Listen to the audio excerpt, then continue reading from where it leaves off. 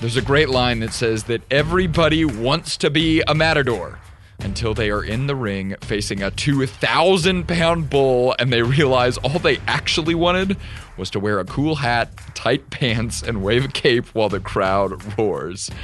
And this hits home a principle that absolutely applies to leadership. If you are going to do something, like really actually do something, you better make sure you first count the cost. From the Ramsey Network, this is the EntreLeadership podcast, where we help business leaders grow themselves, their teams, and their profits. I'm your host, Alex Judd, and today we get to have a centering conversation with John Eldredge. John is a counselor, best-selling author, professional communicator, and today serves as the founder and president of Ransomed Heart Ministries. He's devoted his career to sharing useful strategies for staying healthy, whole, and stable. And as he will share, in the context of real leadership, the type of leadership that makes a difference, adds value, and changes lives, you must always start by counting the cost. You have to be ready for it, or it'll really take your legs out from under you. When the cost hits you, you will want to quit. Or you'll think that you have done something wrong because it's costly, when the opposite's true. That's right. We see so often that business leaders get into one of these crisis situations and they think they're the only one. Yes. But in reality, what you're saying is if you count the cost, it's actually normal. Yeah, it is. And sadly, folks, hate to break that to you. That's right. But it is. Of course it is. And if we can be honest about that and assess the cost, or at least say to ourselves, this will cost me and I'm okay with that, then when it does come, you'll be more clear-headed to deal with it, right? Because when the cost hits, all the other stuff rushes in. The fears, the doubts, the panic. That's right. Right? But if you go, no, I was told that this was coming, then you're at least a little bit more stable, a little bit more clear-headed to go, okay, what do I do with this now? You're kind of setting expectations for yourself. Yeah, you do. You have to be realistic about the expectations. So when you think about that phrase, the cost of leadership, what is that? Just broadly, what does that actually mean? Well, we can just begin to name things. Let's start with loneliness, right? The leader is lonely. It's the nature of the job. Everybody that's in your particular realm works for you, reports to you. You are the one. Right? That's right. Okay. And so that immediately changes all relationships. Yeah. And that's a sacrifice. That is a cost. It is. You don't have peers, not there, which, by the way, footnote, you better go find some. That's right. Get some peers outside of your shop, whatever your shop is, organization, church, nonprofit, whatever your shop is, get some peers, some other leaders that you can go be honest with. Because the other cost, so there's loneliness, and there is the pressure that you cannot be fully transparent with anyone. Yeah. You can't. Yeah. It's not their responsibility to carry the weight of what you're doing. That's right. You have to carry it. And confidentiality is part of the job. Yes, it is. Right. And so some of us like to process out loud, and I have to be careful of that when I'm in. And I have a leadership team, and I have a great leadership team. Yeah. But even in my leadership team, they should not be subject to my secret doubts. They should not be. You carry that. That is your cross to bear. That is part of it. So I want to get into some of the nitty-gritty of this, but this can be a little bit of a grimy conversation. It's like we started off by just talking about, okay, here's all the negative things that are associated with this job that you signed up for. I hope you're ready for them. What is the glimmer of hope that makes this cost worth it? Because you love it. You do it because you love it and because you're making a difference. That's why we're willing to bleed on the battlefield. Right? It's because we are bringing about change. We are bringing goodness to the world in what we're doing. We are, for heaven's sakes, we're taking care of families and the people that we employ. We're bringing so much goodness into the world through what we're doing on so many multiple levels. It's worth it. It's worth it. And you do have to look in the mirror, by the way, on a regular basis in the morning and say, this is worth it. In fact, I'll give you a little personal. On my bathroom counter, Stacy and I have a little framed quote. Okay. The quote is from one of C.S. Lewis's Narnia books. Oh, wow. And it's the silver chair, and it's when they go through all kinds of privations and hardship and betrayal and danger and imprisonment. And they get to the end, and it's successful. And here's the line that's sitting on our counter that I see every day and every night. Their quest was worth all the pain it cost. Okay, that is sitting on my bathroom counter in a frame. You see that every morning. You see it every morning and every night. Why is that important for you to see that every day you wake up and right before you go to bed? Because the cost makes you want to either ratchet back, scale down, or at some point it makes you want to quit. I mean, let's just be honest, right? You get to the point you go, I don't know that I want to pay this cost anymore. And so to remind myself, wait a second, this is a much bigger story than the present moment. I do need to be reminded of that. That's right. Whatever the immediate crisis is, whatever the, employee betrayal, whatever the scandal, whatever maybe my own personal failure. It's just a moment in the story. This is just a moment in the story. The bigger story is it's worth it. That phrase, it's worth it, kind of ties into the idea that you better believe in this thing that you're doing more than dollars and cents if you're going to actually persevere. Exactly. Kind of hits home the idea that you've got to have a purpose bigger than you. Yeah. Yeah. You do it because you love it, or you do it because you love what it does for others, or you've got to have a love in there somewhere. Yeah. Right. So let's start with one that you pull out. What is a cost that you think, regardless of stage of business or size of business, every leader is going to have to deal with? The weight of responsibility. Okay. Explain what that means. Well, it's on you, right? You started this thing, or you run it now if somebody else started it, and now it's on you. Your decisions, your fortitude, your wisdom, your creativity, your courage, your willingness to take risks. This is all on you now. Yeah. That's right? ruthless. I mean, we always talk about everything rises and falls on leadership, and we use that as a rally cry, but it's kind of like, no, everything rises and falls on leadership. Yeah, and it's a kindness, actually. The things we're saying are not discouraging. We're being kind. There's actually psychological research that shows that simply to name the truth of things reduces their emotional weight. So I get off a phone call and I go, whoa, that was a really hostile phone call. Just to say that it was Just hostile. to say it. God, that person was super hostile. Reduces the emotional weight of it. So just to be able to say, if only to yourself, but hopefully to a confidant, a spouse, a mentor, to be able to say, this is really weighty. I'm carrying the responsibility of this outfit, is actually very kind to do because it names a truth. And it begins to reduce some of the unspoken weight of it. It's so funny because a lot of the people that we work with, it's like the reason why they got into business in the first place was they wanted the responsibility, right? Yeah. They wanted to be an owner. Oh, yeah. And then it's sometimes 3 years in, 5 years in, maybe if they've got one heck of a willpower, they get 10 years in and they realize, holy cow, this whole responsibility thing isn't all that it's cracked up to be. Yeah. So how do you start to deal with that in a responsible way and make sure that you're carrying the responsibility in a manner that's healthy for you as a leader? Yeah. So Roosevelt would go outside. Okay. This Teddy. is FDR or Teddy? This is Teddy. Okay. I kind of like him a little better. Yeah, a little better. Teddy would go outside and he would look up at the stars and he would remember how big the universe is. And he would say something like this, and now we know that we are small and we can go to bed. There's just a sense of perspective. There's just a sense of, I know it feels like the weight of the world is on your shoulders right now, but you're actually living in a much bigger story that's bigger than your life, that's bigger than your company or nonprofit or whatever.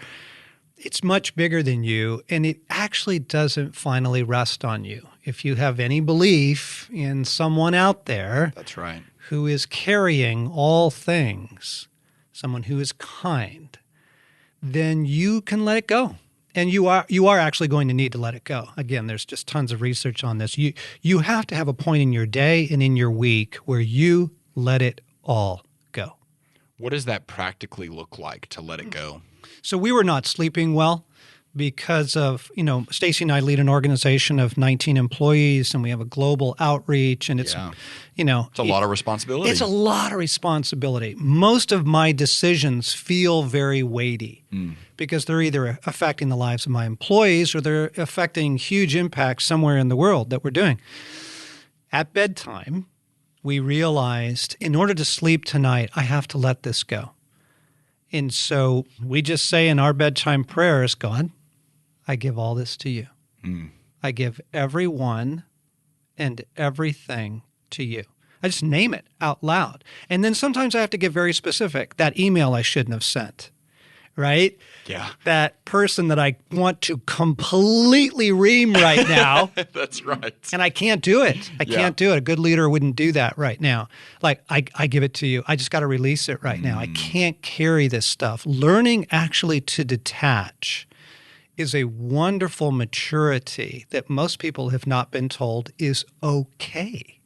That's right. It's okay to detach. That's right. Okay, so when you say detach, is that the process of letting go, or what do you mean by that word detachment? Well, you can feel it happening. You're beginning to disentangle yourself from the drama. Okay. So I know, and I've been this person before, I will try so freaking hard to let something go. And it's like in the process of trying so hard, it's like I'm tightening my grip. Like, I just want to dagnabbit, I want to freaking let it go. Yeah. And we see people struggle with this. They're like, I'm trying to let it go. Yes. What would your advice be to that person? Oh, yeah. Oh, well, that doesn't work. You can't force this. Yeah. I'm not talking about a process you can force. If you're having a hard time letting it go, then you ask yourself, why?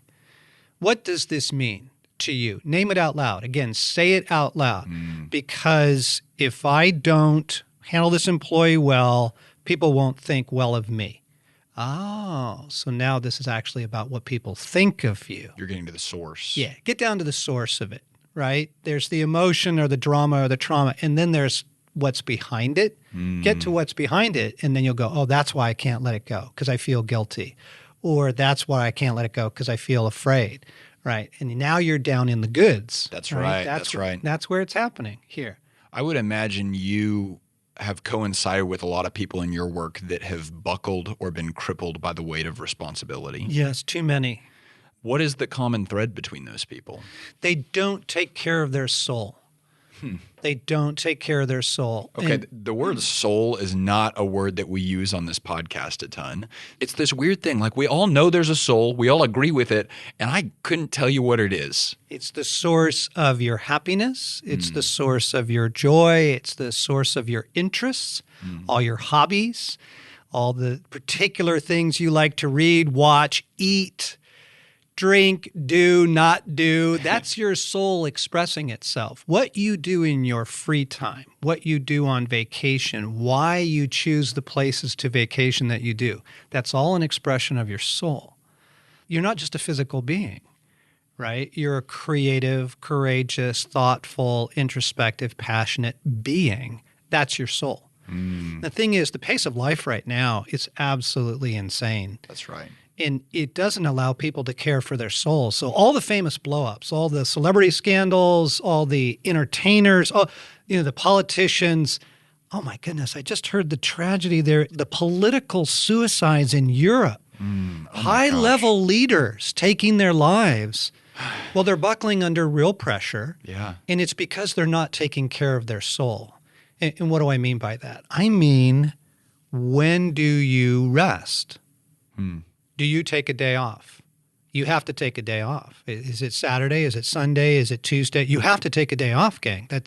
The human being is not designed to work 7 days a week. So you're literally saying not just a day off in the span of a year. You're saying a day off in the span of a week. Weekly. You take a day off weekly. Absolutely. In fact, the Bolsheviks, after the revolution in Russia, they tried to get rid of, quote, Sabbath, and they tried to have workers go a 13-day week and then rest, and it was massive sickness. Really? Yeah, because the human body breaks down with that. Isn't that fascinating? Yeah, exactly. So some people, I feel like, and I've I've certainly fallen prey to this. I think to myself, well, I'll take a couple hours here. I'll watch TV after work. I'll go to the gym, and that's kind of relaxing. And I spread it that day across an entire week. But it doesn't sound like that's what you're talking about. It's not the same thing. Now, you do need to do things every day. Yeah. And for me, it's my 20-minute walk. I get home at night, and I just have to tell myself, whatever the weather is, however late it is, I know it's dark now, I must take my walk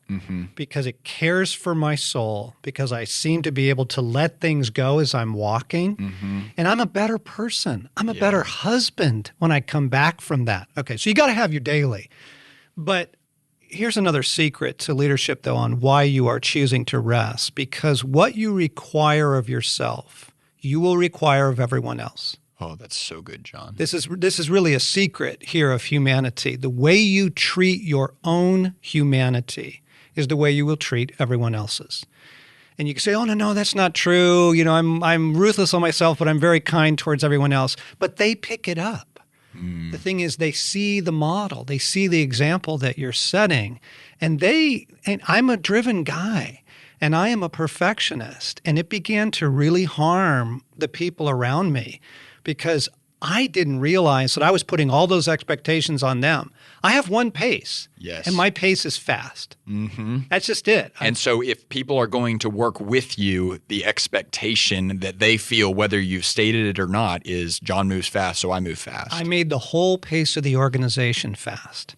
So let me tell you what we did. So at 10 o'clock and 2 o'clock every day in our building, monastery bells ring out. Just a little chime over the... This actually happens. Yes, every day now.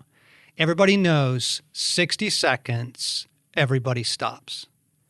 It's a reset twice a day. We literally take the 1-minute pause. Wow. Just for 60 seconds. 60 seconds. It's all it takes to stop the frenetic. You really do reset. You go, oh, wow, it's only 10 in the morning. I'm already spun up. Yeah. Right? Yes. I'm already in chaotic. That's right. 60 seconds. It's a reset. It's a pause. It's a stop. And it was a way of communicating to my culture, we're not going to run like that anymore. I know I created a culture of go, go, go, go, go, go, but we're going to correct some things now because I want my employees flourishing. That's right. And you're kind of waging war against reactivity in that way. Yeah, you really are. Yeah. And there's brain research to show that if you just pause, when you come back, you have greater clarity and focus. 60 seconds. Man. It's amazing. This isn't hard. Everybody can do this. That's right. You already hit on this some. One of the costs of leadership that I was thinking about in preparing for this conversation is that it's a temptation that is maybe everyone faces it, but maybe it's a little bit even more unique to the leader in that there's the temptation to appear perfect. There's the temptation to portray the image of perfection. Where does that come from, and how does the leader deal with that? Well, again, let's come in through the door of what we just talked about. The way you treat your humanity is the way you'll treat everyone else's. If you feel, for whatever reasons, and it may have to do with a perfectionist parent. It may have to do with the industry that you're working in. You know, if you're in the fashion industry, your image is everything. That's right. Okay, so that's okay. But here's the thing: if you say, "Well, I've got to be perfect," then you're telling every one of your employees they have to be perfect too, and that will create a culture that will kill the organization. Because again, human beings can't do that. So if you will, I've been amazed at this as a leader. Once in a while, in team meetings or updates or whatever, I will be vulnerable. I will share something vulnerable. Hey, I had a really hard night last night, bad phone call about my mom's health or something like that. They love it. Really? The staff loves to see the leader vulnerable. Why is that? Why do we love that? Why do we respond to that? Because I agree with you. I've felt the exact same thing happen to me when someone here says, hey, I screwed this up, or I'm facing this right now. One of our board members did it the other day from stage. He just came up and said, hey, I'm going through a really tough season right now, and there's some stuff going on at home that I'm really, really challenged by, and it's good just to remember why we're doing this and why we get out of bed every day.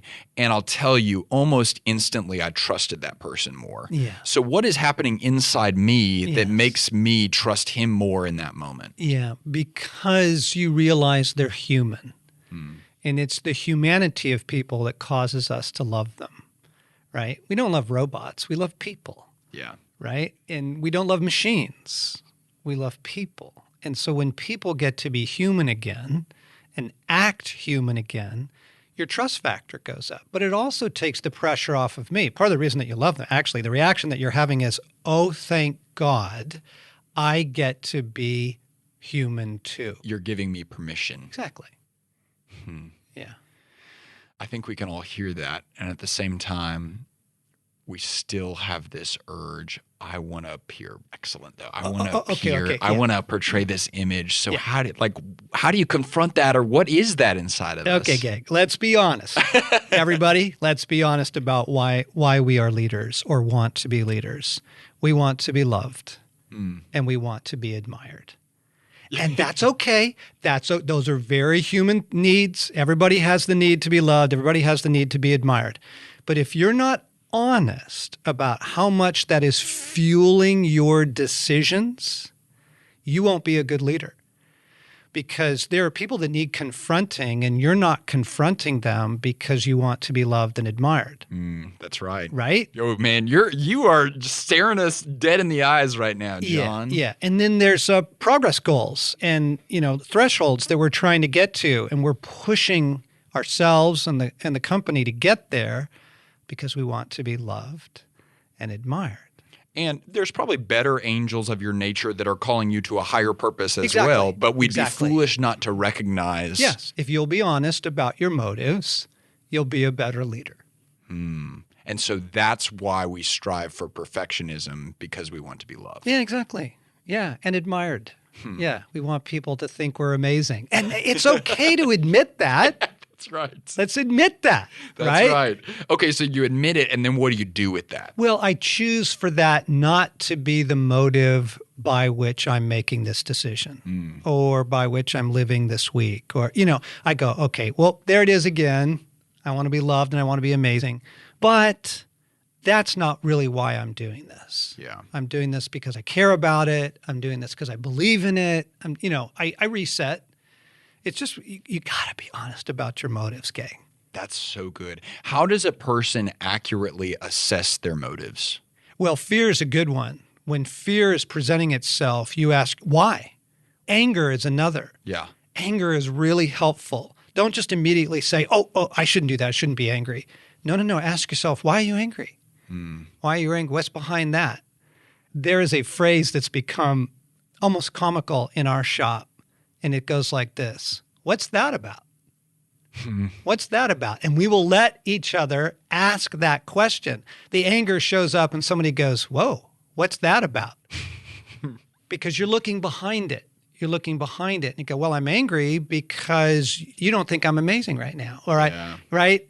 Forces them to be introspective whenever you ask that question. It's really helpful. It's really helpful. And we talked about the famous blow-ups and burnouts and people. Those people are not introspective. I'll guarantee you, every single one of them. Is that right? They don't take the time. No.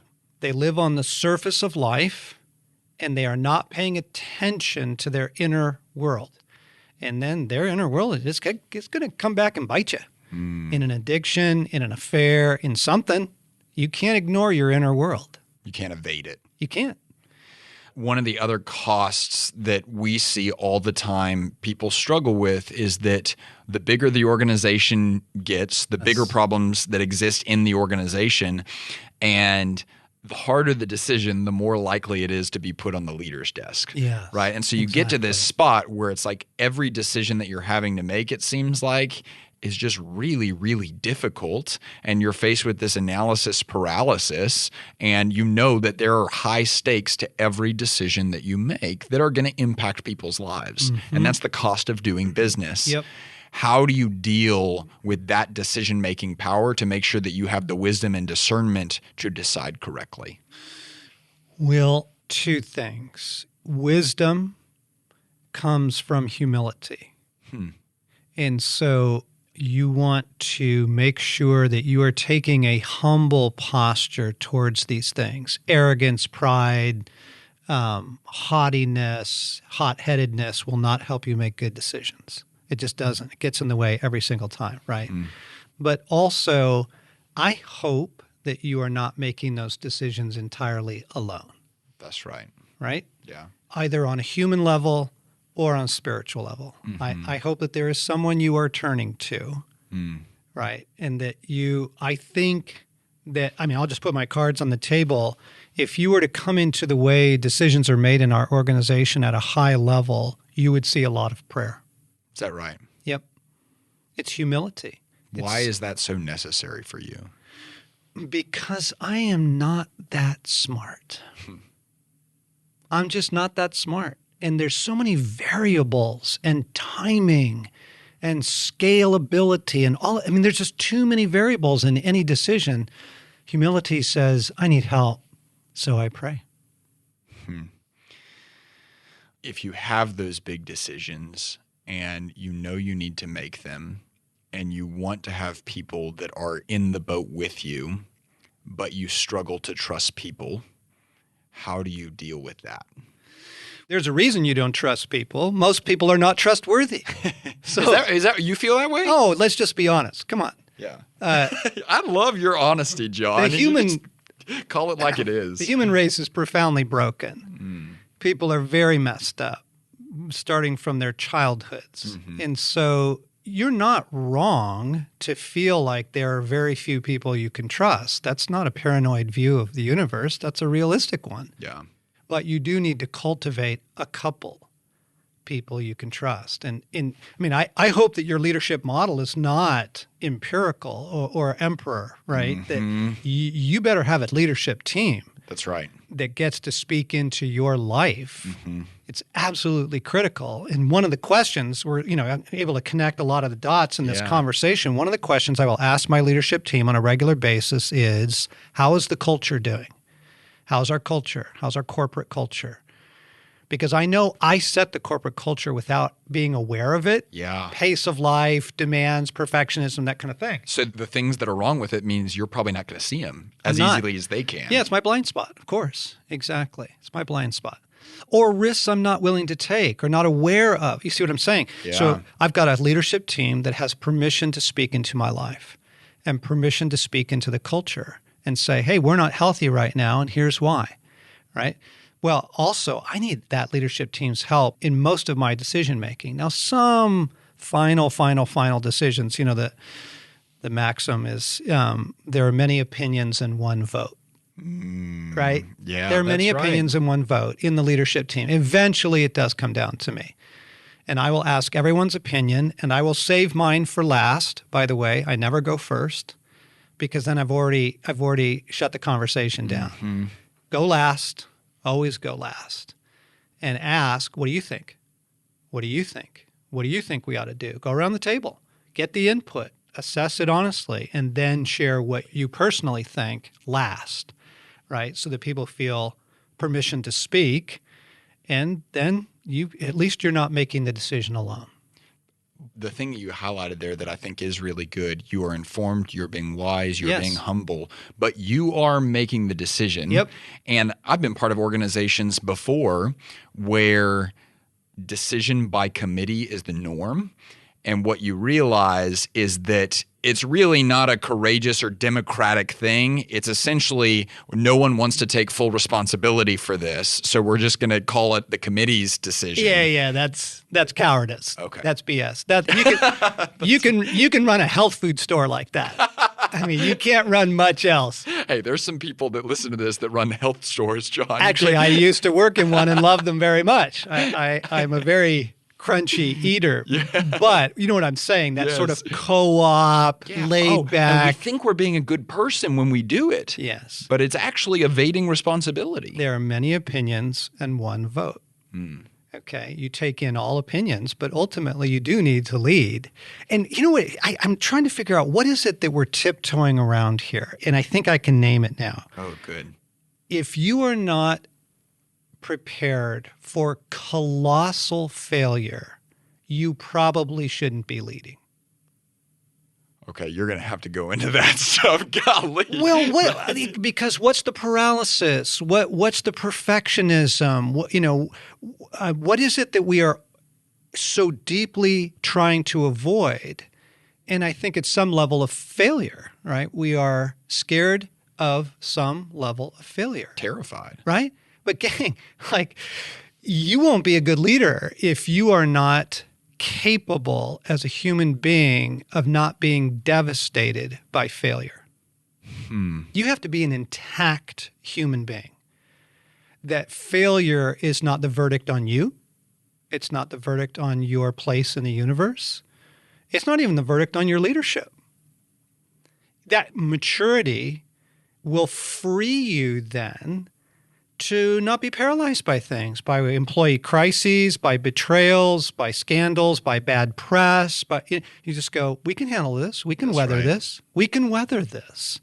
Because I'm not ultimately terrified of some kind of failure, right? It's not going to take me out. You're going to be okay. Gosh.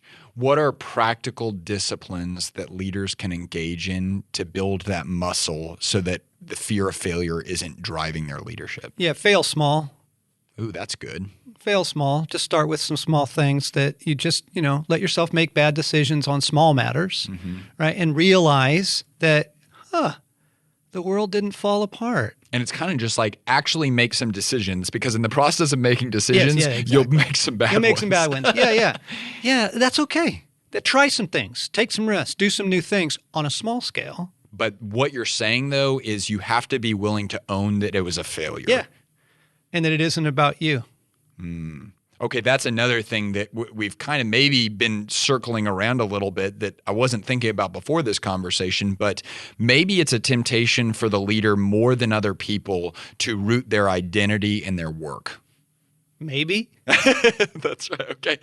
Okay, so teach us on this a little bit. 100% of the time, we enmesh our identity and value. Our self-worth is tied up in our role 100% of the time.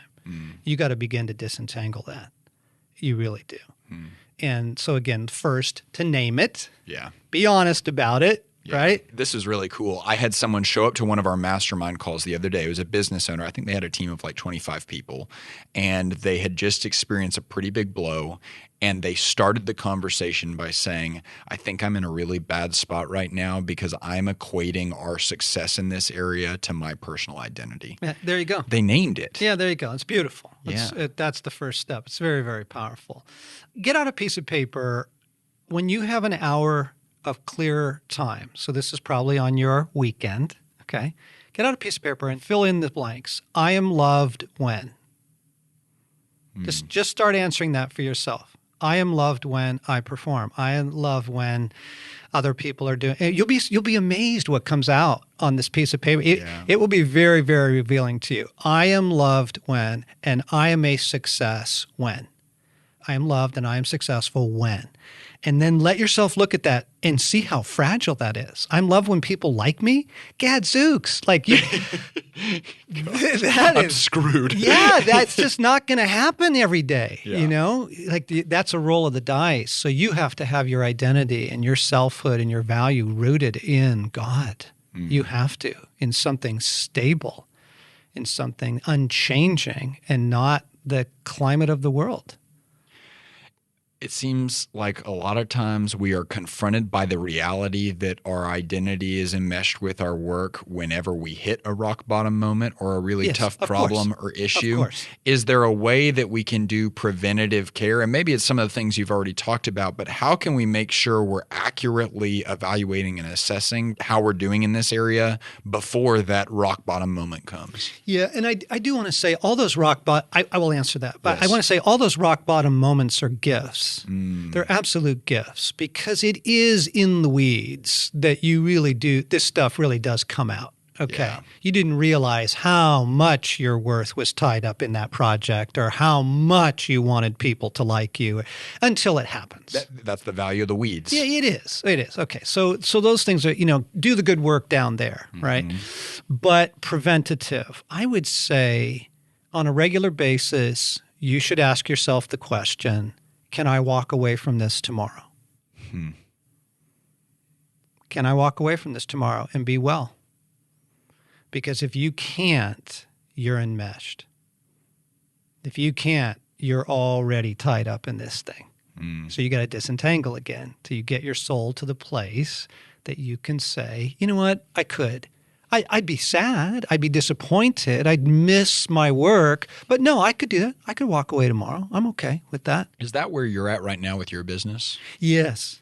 Yes. But it took work to get there. So there were moments in the past where you would not have been able to answer yes to that question? Oh, at moments in the last 6 months. Is that right? Yeah. And that highlights the fact, too, that this is an ever-changing and ongoing battle. Of course it is. Yeah, we're human beings, right? We keep reforming these unhealthy attachments, and we keep reattaching our value to things that, you know, your looks, your physique, your health. We keep attaching it to things that are fragile. Yeah. Actually, very fragile. So, yeah, this was a fascinating thing. I was actually coming back from, I took a little bit of a sabbatical last year because I was pretty fried. Yeah. And where'd you go?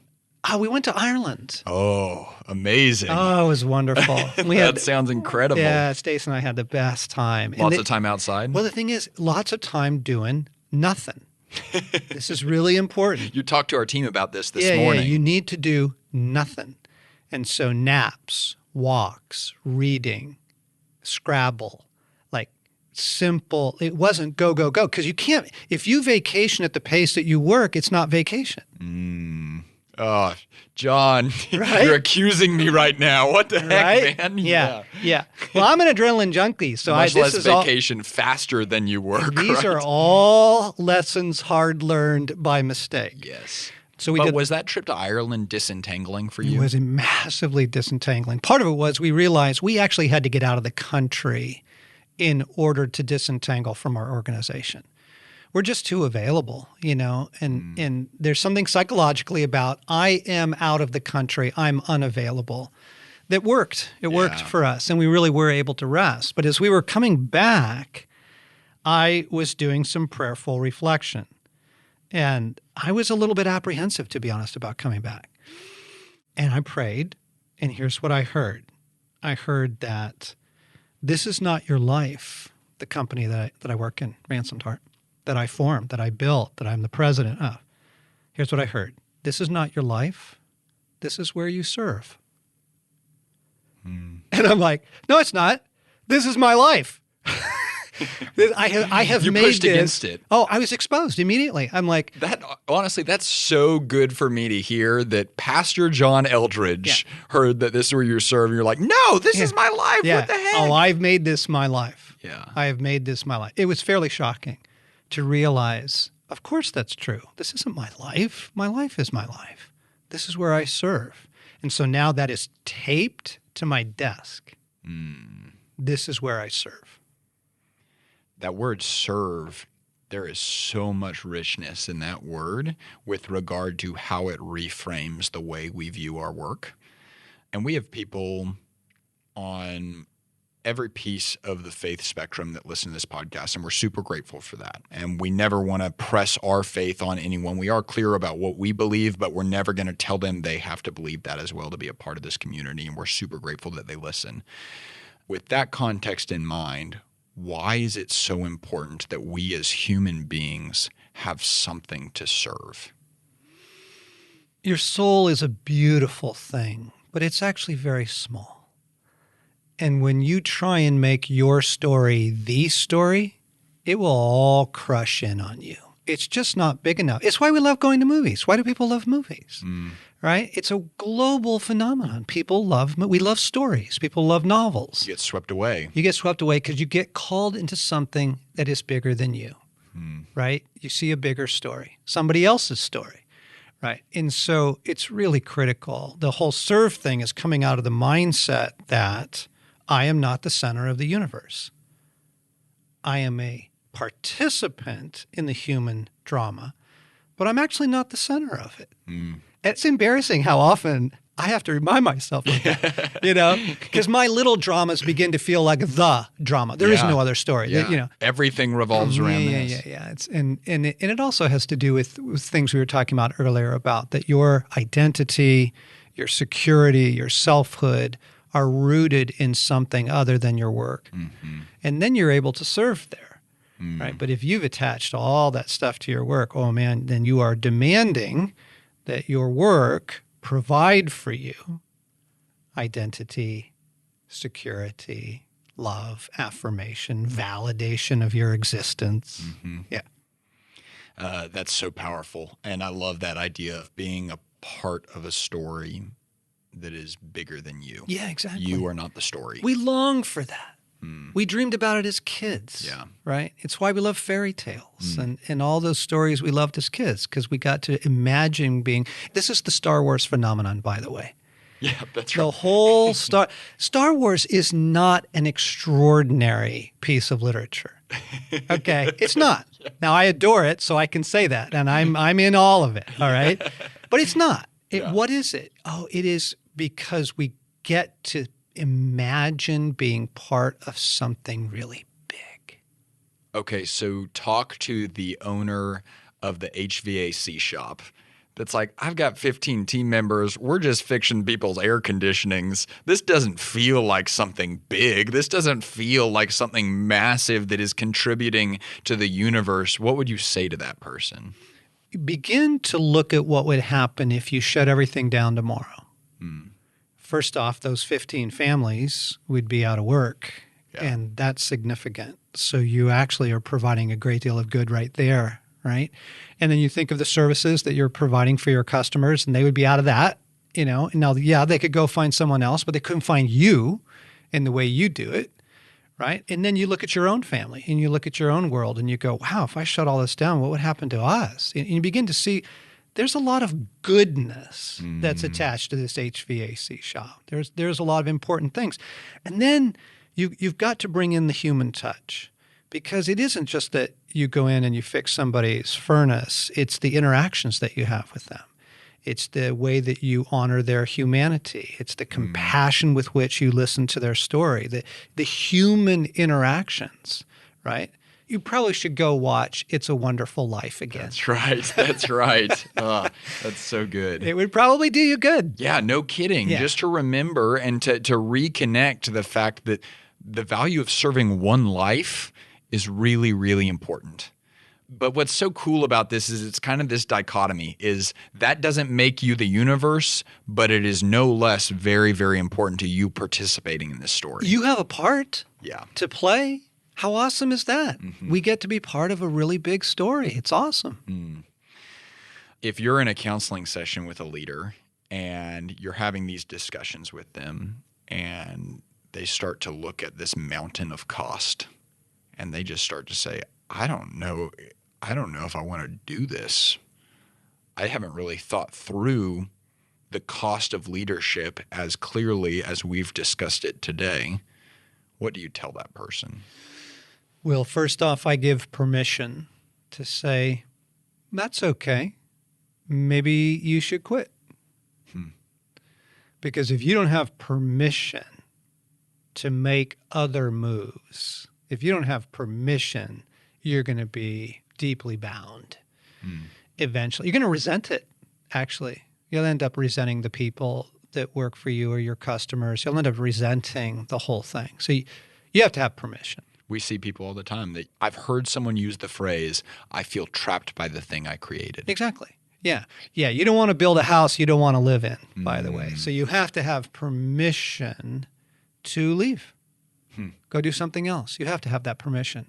But then, having sort of established that we have permission, the other thing I want to say is, really, where is a life without cost?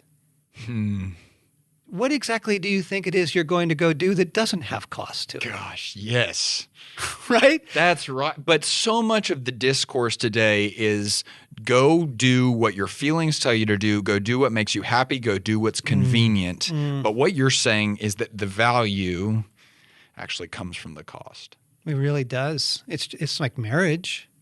It's like being a parent. It's like being a friend. It's like anything in life. It's where do you think you can go that doesn't have cost attached to it? And that just helps the leader go, oh, yeah, right. I guess the fact that this has cost doesn't make it bad or even unique. And I think that recenters us. And it's kind of how we started too. The cost is not this thing we want to avoid. The cost is just part of it. Yeah. And that kind of comes to this idea that leadership is not a destination too. Yeah. Well, and I think, honestly, it adds to the thrill of it. The thrill of mountain biking is not that you're biking through marshmallows, right? That's right. The thrill of mountain biking is you're biking through the mountains. That's right. That's the point. And you could fall. Exactly. The thrill of surfing is not that you're in 6-inch, waves. It's the thrill of anything. The thrill of relationship. That's why you don't stay on the bunny hill whenever you're skiing. Look at the thrill of relationship. Oh, right? Yeah. You know that the cost, you're going to get hurt, but we love it.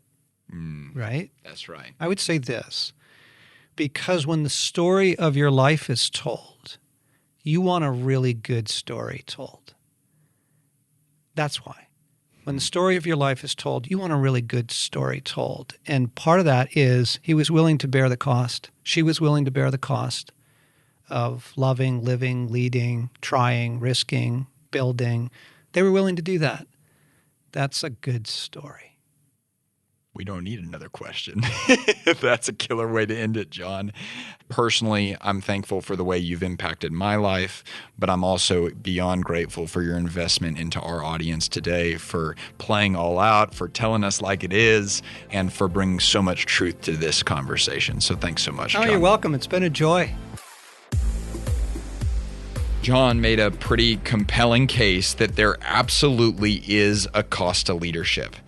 And I know for a fact, because we talk to you, small business owners, every single day, that many of you around our country right now are staring that cost dead in the eyes. And what I want you to know is that the decisions that you are making and the actions that you are taking, we know that they are tough. We know that they are challenging, but that doesn't mean that they are wrong. Keep doing the right thing. Keep serving people. Keep moving forward and keep leading your team exceptionally well, because now more than ever, the world absolutely needs leadership. If you thought that conversation was relevant and powerful, John's newest book is just the same. It's called Get Your Life Back: Everyday Practices for a World Gone Mad. That sounds just a little bit relevant right now, doesn't it? So if you want to get that book, we've put the link to John's newest book in the show notes. And hey, I want to make sure you're aware of a free resource that we make available to business owners. It's called the 10 Days of Intentionality. We're committed that in this season, we don't want you to stop growing or moving forward. We want you to constantly be applying yourself to lifting your leadership lid so that your organization doesn't become stagnant. So in this PDF, we lay out 10 specific actions you can take every single day to make sure that you are constantly moving forward and constantly growing. So if you want to get the 10 Days of Intentionality PDF, just text the word "Get Intentional" to 33444. Again, that's the word "Get Intentional," all one word, no spaces, to 33444, or just click the link that's in the show notes. I hope you enjoyed this episode of the EntreLeadership Podcast. If you did, please give us a 5-star review and tell your friends to subscribe. For a chance to win a $25 Amazon gift card, you can review this episode by clicking the link that's in the show notes. And be sure to follow us on social media at EntreLeadership. This episode was produced by Tim Hole, and it was edited and mixed by Will Rudder. I'm Alex Judd, and on behalf of the entire EntreLeadership team, thanks for listening. We'll talk with you again very soon.